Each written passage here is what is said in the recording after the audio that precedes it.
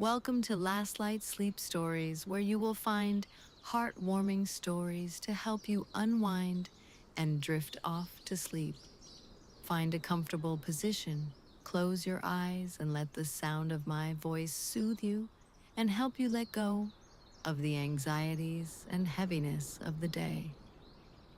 Tonight's story is Cozy Blooms Floral Shop. The morning sun rose slowly over the quiet valley town of Westbridge, painting the weathered brick storefronts of Willow Street in gentle shades of rose and gold. Inside the warmth of the Cozy Blooms Floral Shop, Danica stood by the massive oak counter, a ceramic mug of chamomile tea warming her palms. Outside, the town was waking up to a crisp, bright Tuesday, the kind of autumn day that felt full of slow-moving promise and quiet beauty. Danica loved the morning quiet more than anything else in the world. Before the brass bells above the front door chimed with their first visitor, the shop existed in a peaceful, fragrant limbo. The air was a cool, earthy blend of damp stems, fresh eucalyptus, and the sweet, lingering perfume of hundreds of blooming petals waiting to find their homes. She took a slow, deep breath, feeling the last traces of morning tension ease completely out of her shoulders. This was her happy place, a sanctuary of living color where every single day was woven with the gentle, unhurried moments of the people she cherished being part of. There was a profound satisfaction in running a small shop in a town where everybody knew your name, yet every day still held the capacity for fresh little surprises. Danica had lived in Westbridge for over a decade, and she had grown to deeply appreciate the comforting rhythm of local life. She knew the cadence of the footsteps passing her window. She knew which shopkeepers opened their doors with a whistle and which ones needed a quiet moment with their morning coffee before greeting the world. Being the town's florist meant she was woven directly into the tapestry of its days. Whenever there was a heartbreak, a promotion, a new arrival, or a golden milestone, Danica was usually the first to know, trusted with translating human emotion into fragrant living art. With a contented smile, she set her mug down on the wooden work island and tied her favorite sage green linen apron around her waist. It was time to begin. The first jingle of the brass bells sounded just past 9 o'clock. Walter Pendleton ambled in, stamping the morning dew off his well-worn leather boots. Walter was a retired high school history teacher who walked 3 miles through the valley every single day, come rain, wind, or shine. "Good morning, Danica," Walter said, brushing a stray autumn leaf from the shoulder of his woolen sweater. "The air down by the river has a real touch of frost in it already, don't you think?" "It certainly does, Walter," Danica replied, stepping out from behind her workstation. "Though I think the late summer dahlias are still trying their absolute best to hold on to the warmth. What can I get for you today? A little bunch of yellow button mums for the front porch?" Walter chuckled softly, his kind eyes crinkling at the corners. "Not today, my dear. Today is a bit more special. It happens to be Martha and my 42nd wedding anniversary." 42 years? Oh, Walter, that is wonderful. Danica beamed, her heart warming instantly. "Congratulations to you both. What would you like to put together for her?" "Well, Martha has always loved white lilies above all else," Walter said, resting his weathered hands gently on the counter. "Back when we were first courting, I couldn't afford much of anything, so I used to pick wild field daisies on my walk home. But on our 5th anniversary, I managed to save up enough to buy her a single stem of a white oriental lily. Ever since then, every single year without fail, I bring her lilies. She says, they make our entire living room smell like a celebration. I think that is quite literally the sweetest tradition I've ever heard, Danica said softly, her chest aching with a pleasant fondness. She walked over to the tall, galvanized buckets near the back of the shop and carefully selected three magnificent, long-stemmed white oriental lilies, their pristine petals just beginning to unfurl. She paired them with feathery fronds of fresh fern and a few delicate sprigs of baby's breath to soften the arrangement. Wrapping them neatly in thick cream-colored craft paper and tying it all together with a simple twine bow, she handed the bouquet across the counter. Walter looked down at the flowers, a tender, boyish smile spreading across his face. You have a rare gift, Danica. Every single year, you make them look better than the last. Martha deserves the very best, Walter. Happy anniversary to you both. He tipped an imaginary hat, carefully cradled the flowers in his arm like a precious newborn, and stepped back out into the gentle morning breeze. Danica watched him walk down the sidewalk, feeling a quiet, glowing satisfaction settle deep in her chest.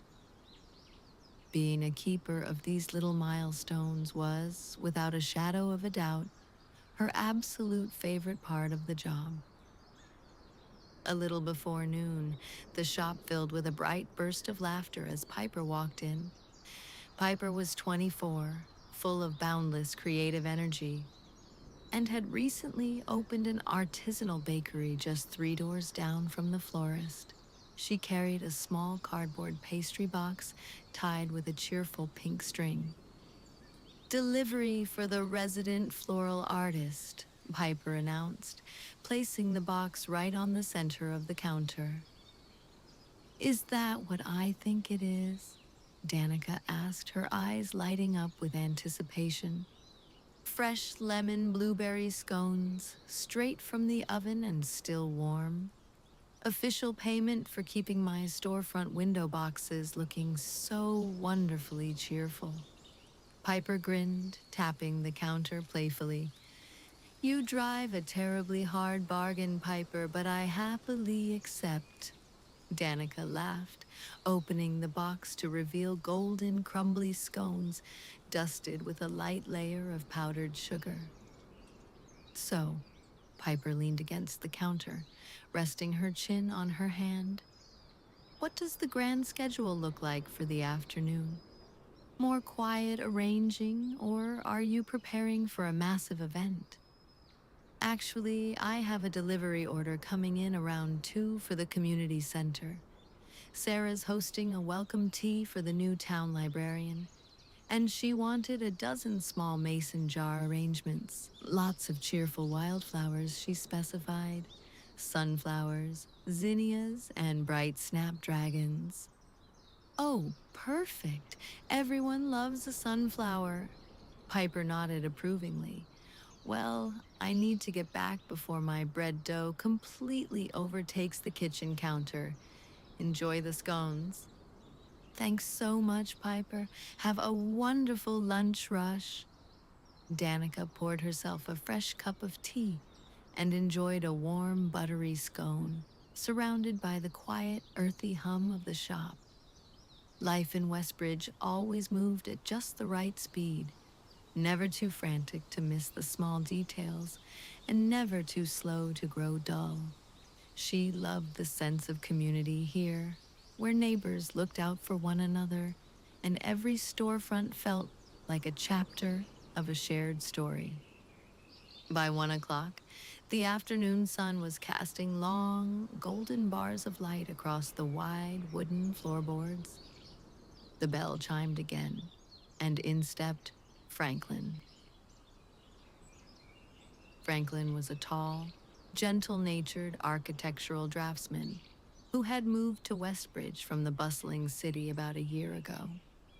He still carried a slightly bewildered look whenever a tractor slowed down traffic on Main Street, but he was slowly settling into the peaceful rhythm of valley life. Today, however, he looked entirely out of sorts, clutching his canvas messenger bag like a protective shield. "Hi, Danica," Franklin said, offering a slightly nervous, lopsided smile. "Hi, Franklin. Welcome in. You look like you've just run a marathon. Is everything all right?" "Well, yes and no," he sighed, running a hand through his dark hair. "It's my sister's birthday tomorrow, and she's coming to visit. She's used to big city art galleries and sleek minimalism. I wanted to get her flowers, but every time I look at a bouquet here, I feel completely out of my depth. I don't know my ranunculus from my roses." Danica stepped out from behind the counter and walked over to where Franklin stood, offering a reassuring, calming smile. "Take a deep breath, Franklin. That is literally what I am here for. You don't need to know the terminology at all. Just tell me a little bit about your sister. What's she like?" Franklin relaxed slightly, his shoulders dropping. "Her name is Clara. She's sharp, creative, loves modern design, and her favorite color is a deep, moody purple. She can be a little intimidating until you get to know her, but she has a heart of gold. She helped me renovate my kitchen last month, and I just want to say thank you in a way that feels genuine." Deep purple, modern, sleek, yet heartfelt, Danica murmured, tapping her chin thoughtfully.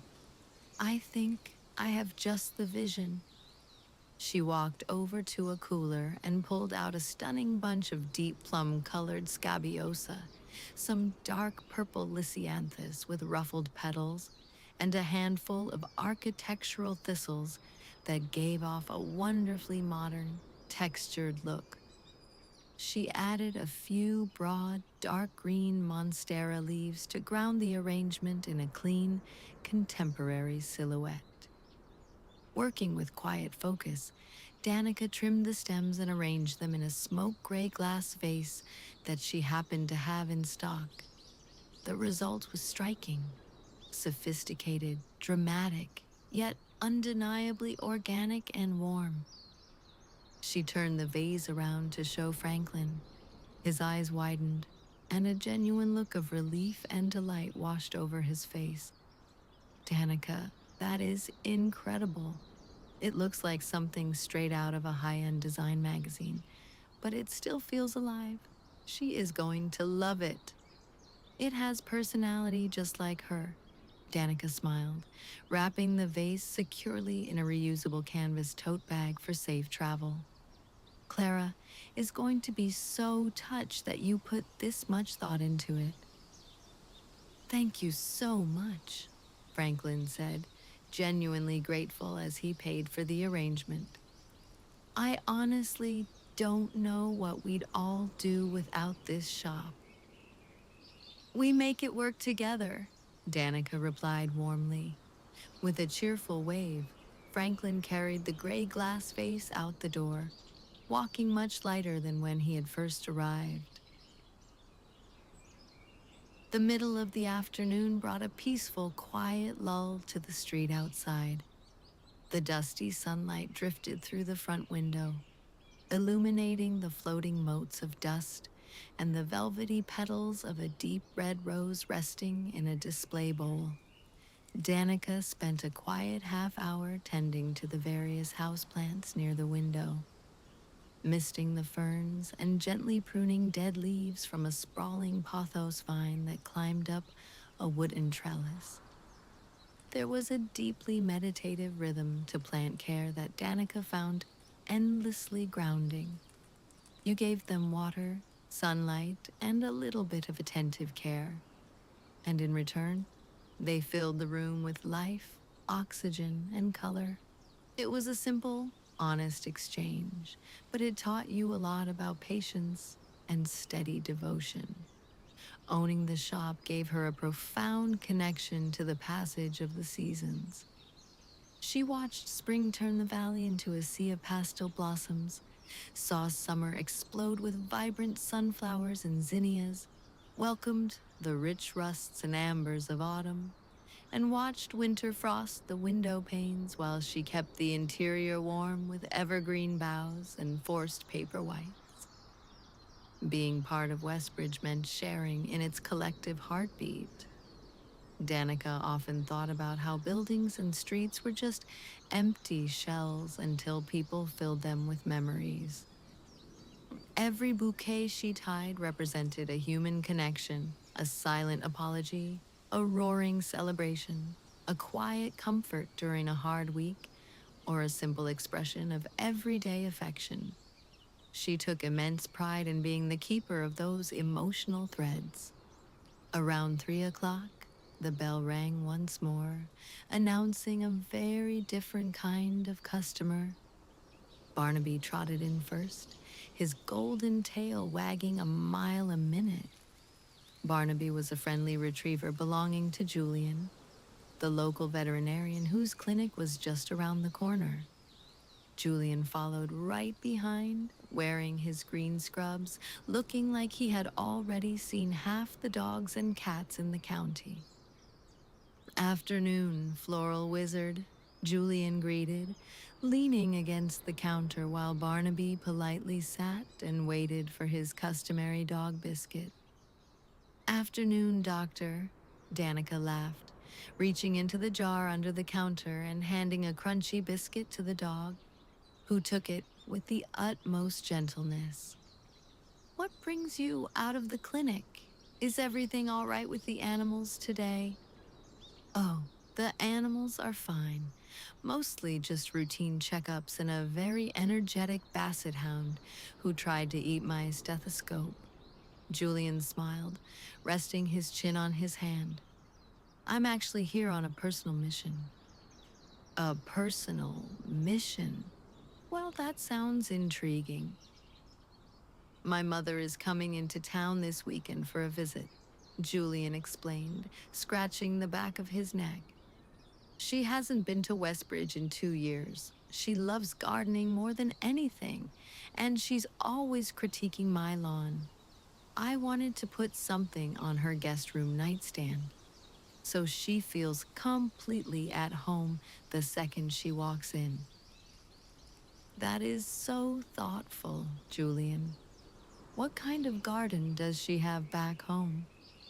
"Oh, it's a classic English cottage style," Julian said enthusiastically. "Lots of rambling roses, lavender, chamomile, and sweet peas. Anything that looks wild smells incredible and feels like it belongs in the countryside." "Say no more," Danica beamed. She immediately set to work, pulling together a charming, rustic arrangement that looked as though it had just been plucked straight from a sun-drenched meadow. She combined fragrant bundles of purple lavender with delicate stems of white chamomile, a few sprigs of fresh rosemary for an earthy kick, and soft pink garden roses that bloomed like little layers of silk.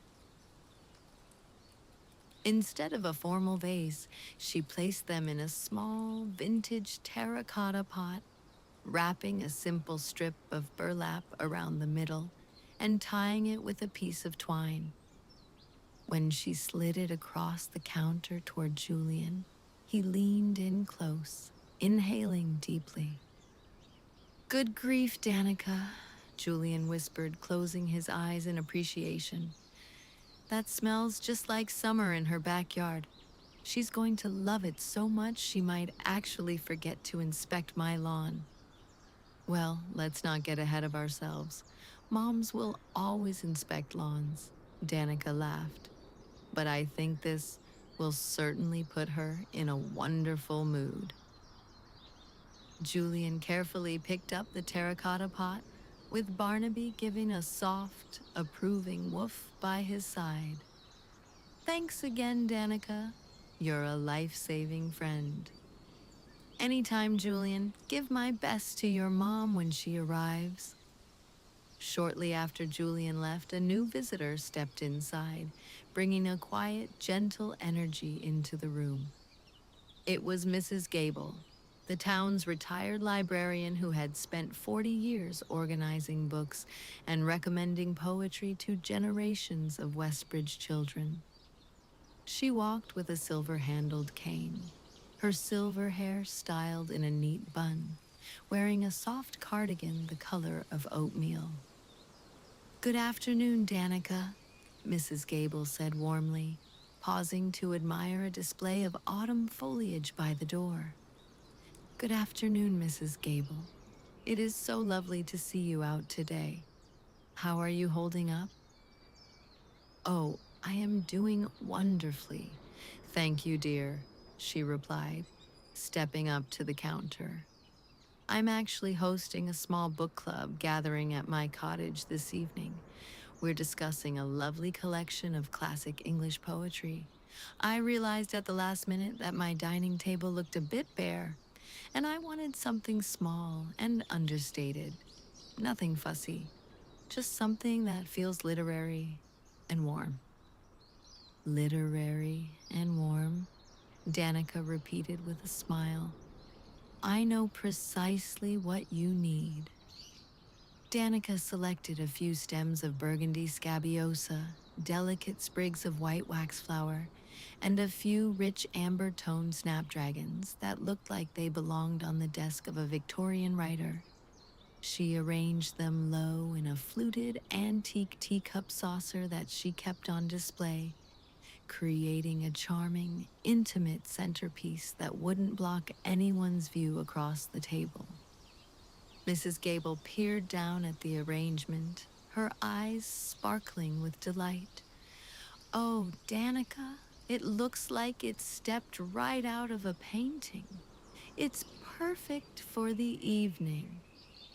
I hope you and your book club have a wonderful discussion tonight, Danica said as she wrapped it safely in tissue paper.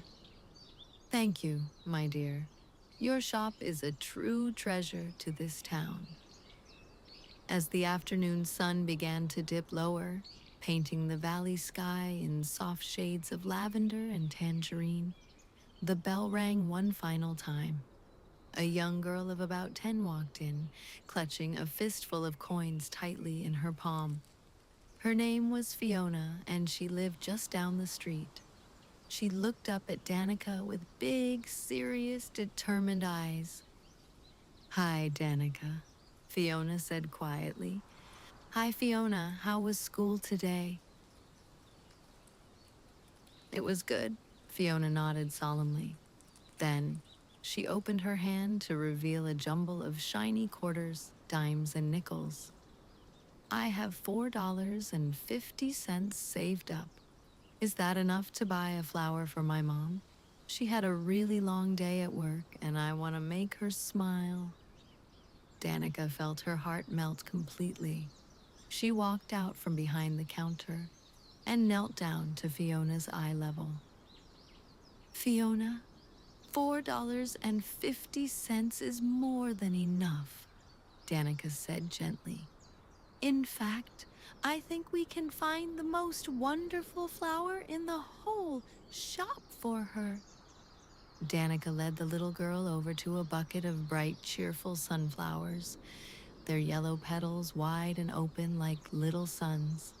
She selected the sturdiest, happiest-looking sunflower of the bunch, snipped the end of the stem, and wrapped a neat little piece of green ribbon around it. Here you go, Danica said, handing the single magnificent flower to Fiona. A sunflower. Do you know why sunflowers are so special? Fiona shook her head, her eyes wide. Because no matter what kind of weather it is, sunflowers always turn their faces toward the light, Danica explained softly. Just like your mom always looks for the bright side, and just like you bring light into everyone's day. Fiona smiled, a huge, radiant grin that lit up her entire face. She handed over her handful of coins, which Danica accepted with the utmost seriousness, placing them in the old brass cash register with a satisfying ding, and carefully carried the sunflower out the door, her head held high. The shop grew wonderfully quiet as the evening shadows lengthened across Mill Street. Danica walked to the front door, flipped the sign to read closed, and locked the deadbolt with a soft, satisfying click. The shop was still filled with the lingering, comforting scents of lavender, roses, lilies, and fresh earth. Today had been a Tuesday like any other, and yet it had been filled with so much quiet life. Walter celebrating 42 years of enduring love, Franklin stepping out of his comfort zone to make his sister feel welcome, Julian preparing a thoughtful piece of home for his mother, Mrs. Gable gathering her book club, and little Fiona using her pocket change to bring a smile to her mother's face. Danica looked around her little floral shop, feeling a deep, radiating wave of contentment wash over her soul. She wasn't just selling flowers, she was helping her town celebrate its moments, big and small. She was a silent partner in their joy, a keeper of their stories. Turning off the main shop lights and leaving only a soft amber desk lamp glowing by the front window, Danica smiled to herself in the quiet, ready for whatever gentle stories tomorrow would bring.